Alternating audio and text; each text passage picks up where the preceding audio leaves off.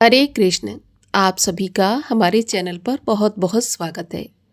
आज के इस वीडियो में आप सुनेंगे फाल्गुन मास के महात्म के 11वें अध्याय की कथा।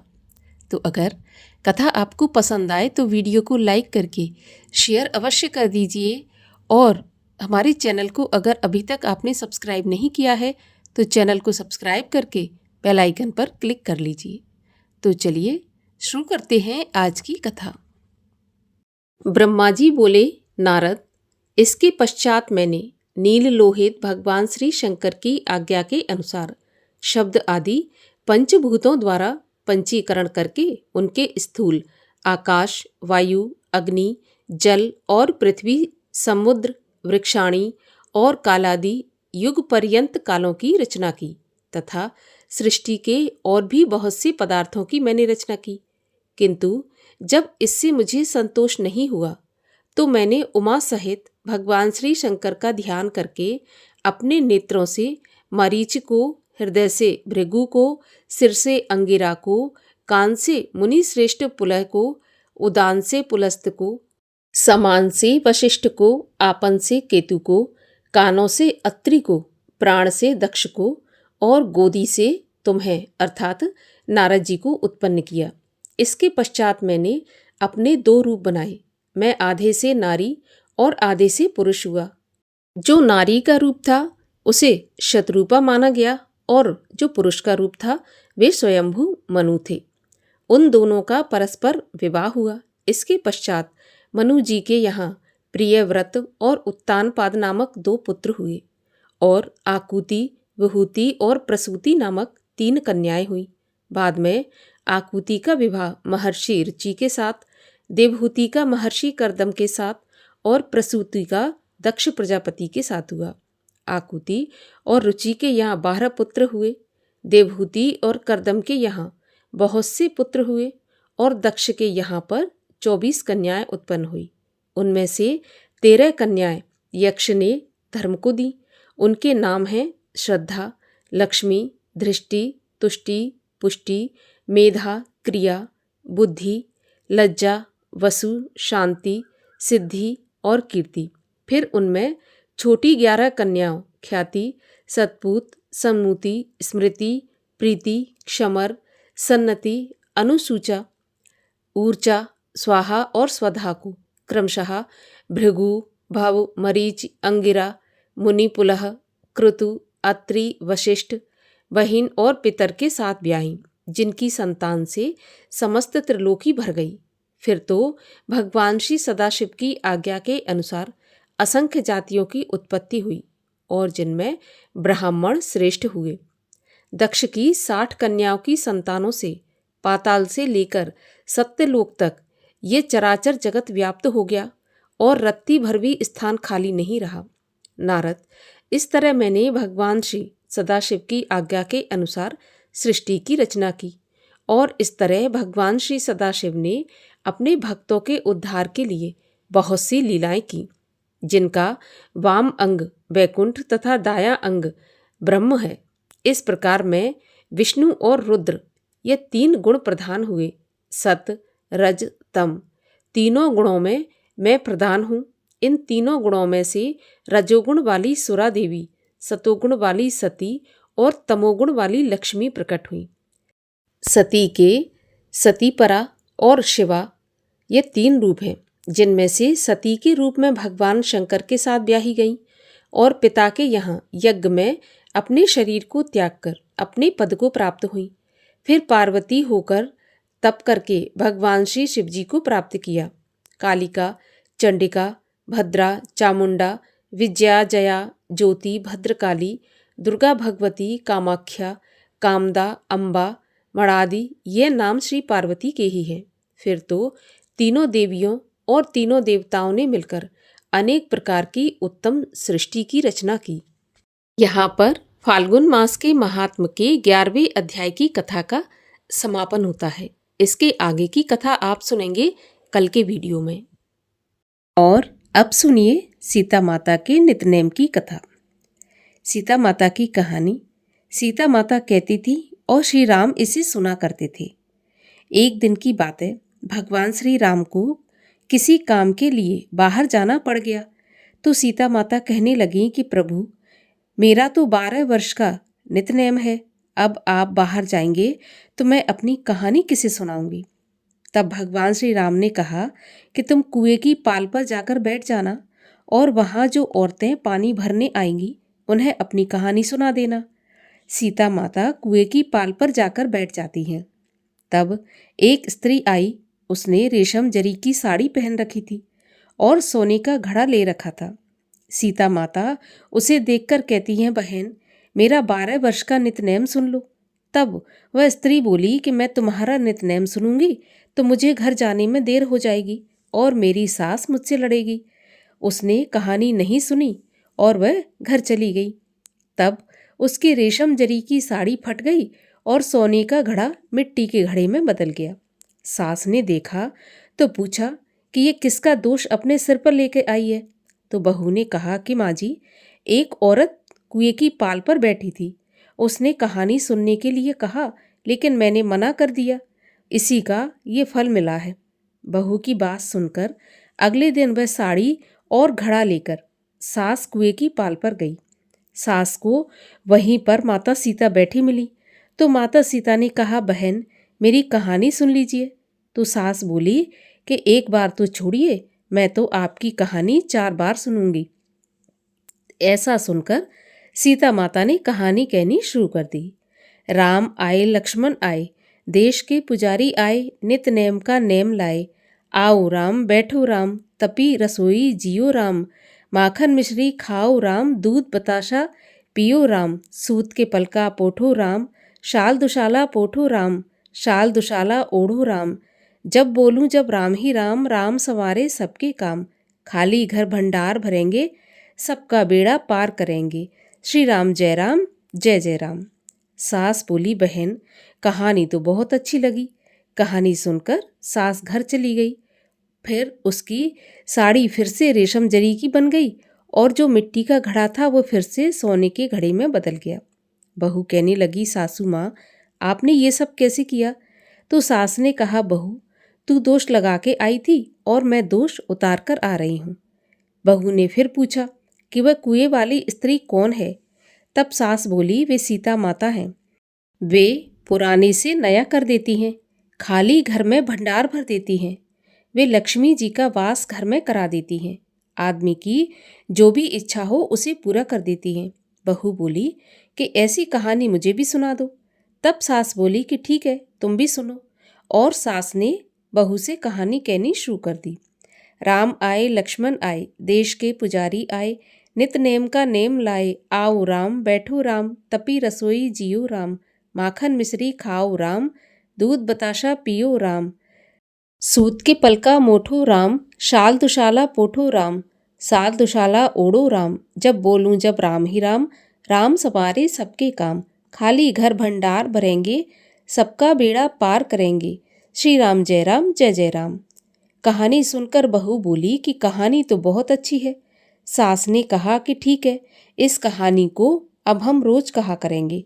अब सास बहू रोज सवेरे उठती, नहाती धोती और पूजा करने के बाद नित नेम की सीता जी की कहानी कहती। एक दिन उनके यहाँ एक पड़ोस की औरत आई और बोली, बहन, जरा सी आँच देना। तो वह बोली कि आँच तो हमने जलाई नहीं। तो पड़ोसन ने कहा कि तुम सुबह 4 बजे से उठकर क्या करती हो? उन्होंने कहा कि सुबह उठकर हम पूजा करते हैं, फिर सीता माता की नितनेम की कहानी कहते हैं। तब पड़ोसन ने उनकी बात सुनकर फिर कहा कि सीता माता की कहानी कहने से तुम्हें क्या मिला? तो वे बोली, इनकी कहानी कहने से घर में भंडार भर जाते हैं, सारे काम सिद्ध होते हैं, मन की इच्छा भी पूरी होती है। पड़ोसन कहती है, बहन, ऐसी कहानी मुझे भी सुना दो। फिर वह बोली, ठीक है, तुम भी कहानी सुन लो।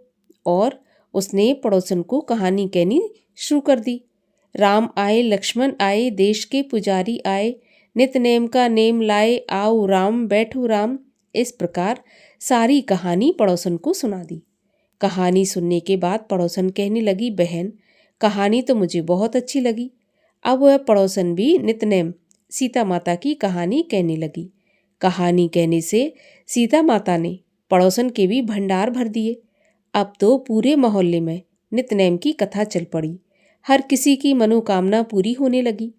हे सीता माता, जैसे आपने उनके भंडार भरे, वैसे ही आप हमारे भी भंडार भरना। कहानी सुनने वाले के भी और कहानी कहने वाले के भी भंडार सदा भरे रखना। बोलिए सीता माता की जय। और अब सुनिए श्री शिव चालीसा।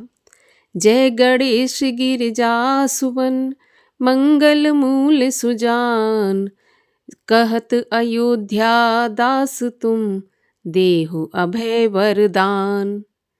जय गिरिजापत दीन दयाला, सदा करत संतन प्रतिपाला।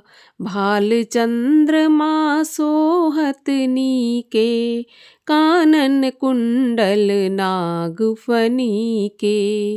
अंग गौर सिर गंग बहाए, मुंड माल तन छार लगाए। वस्त्र खाल बाघंबर सोहे, छवि को देख नाग मुनि मोहे। मैना मात की हवे दुलारी, वाम अंग सोहत छवि न्यारी।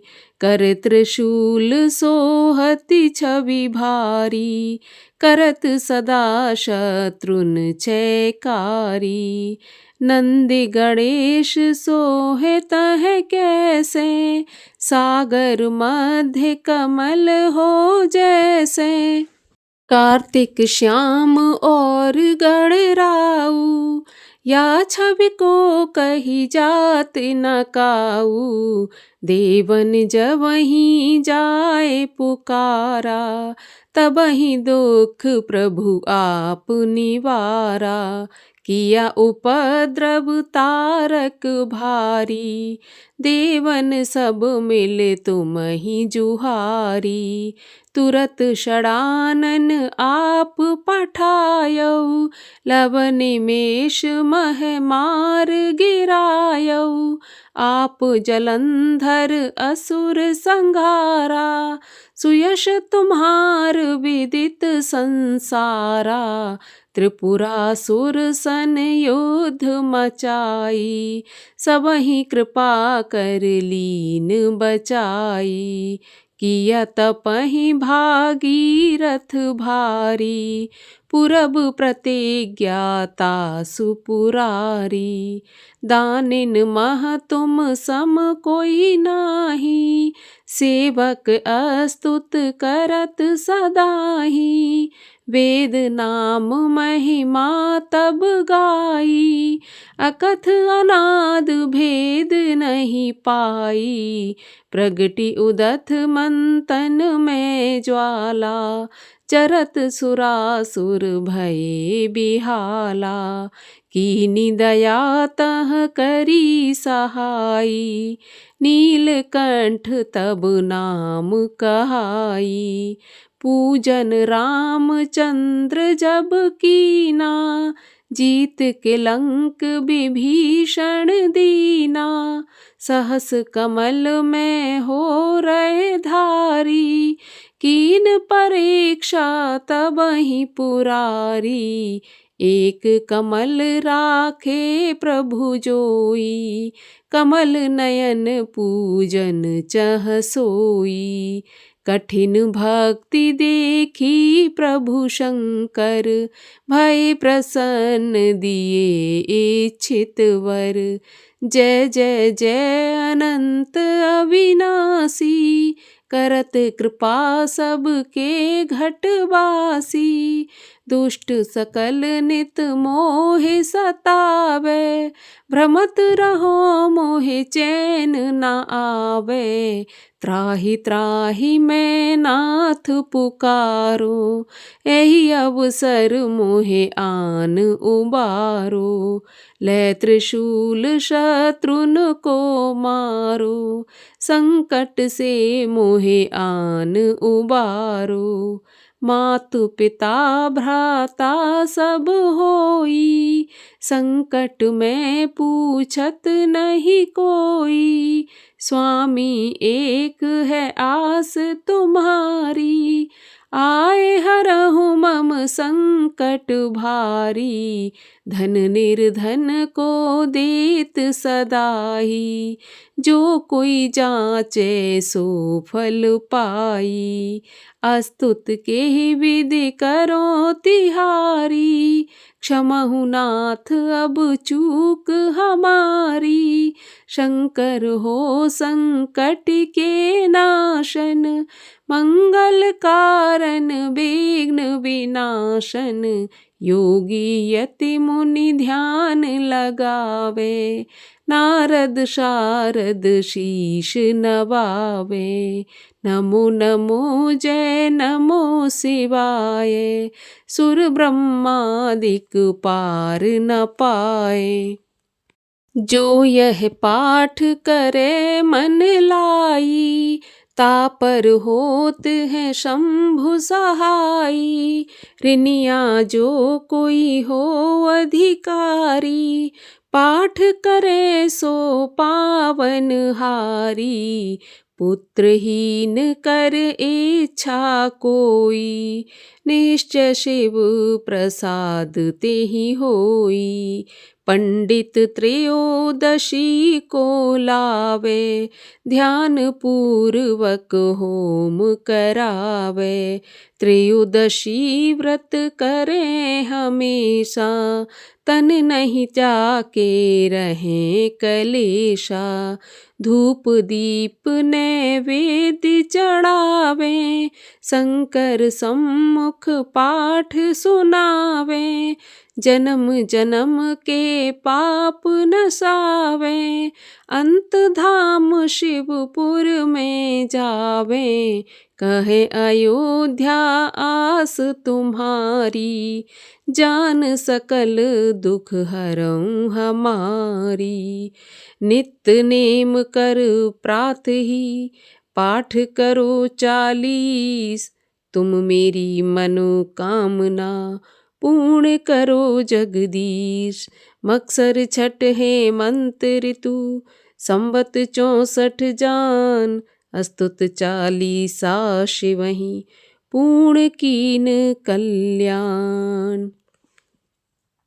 ओम जय शिव ओमकारा, स्वामी हर शिव ओमकारा, ब्रह्मा विष्णु सदा शिव, अर्धांगी धारा, ओम जय शिव ओमकारा, एकानन चतुरानन, पंचानन राजे, हंसानन गरुणासन, वृषवाहन साजे, ओम जय शिव ओमकारा, 2 भुज 4 चतुर्भुज, 10 भुज ते सोहे, तीनों रूप निरखते, त्रिभुवन मन मोहे, ओम जय शिव ओमकारा, अक्षमाला वनमाला,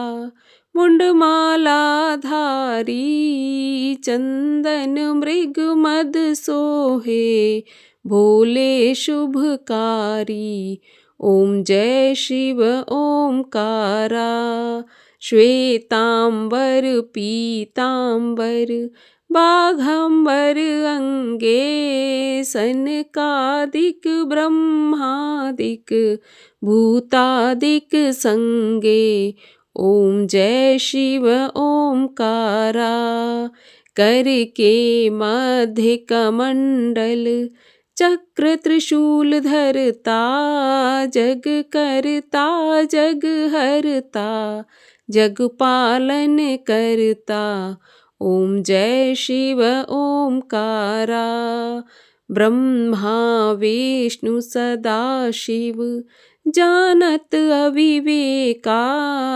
प्रणवाक्षर के मध्य, ये तीनों एका, ओम जय शिव ओमकारा, त्रिगुण शिव जी की आरती, जो कोई जन गावे, कहत शिवानंद स्वामी, मन वांछित फल पावे। ओम जय शिव ओमकारा, कर्पूर गौरम करुणावतारम, संसार सारम भुजगेन्द्रहारम, सदा वसन्तं हृदयारविन्दे, भवं भवानी सहितं नमामि, भवं भवानी सहितं नमामि।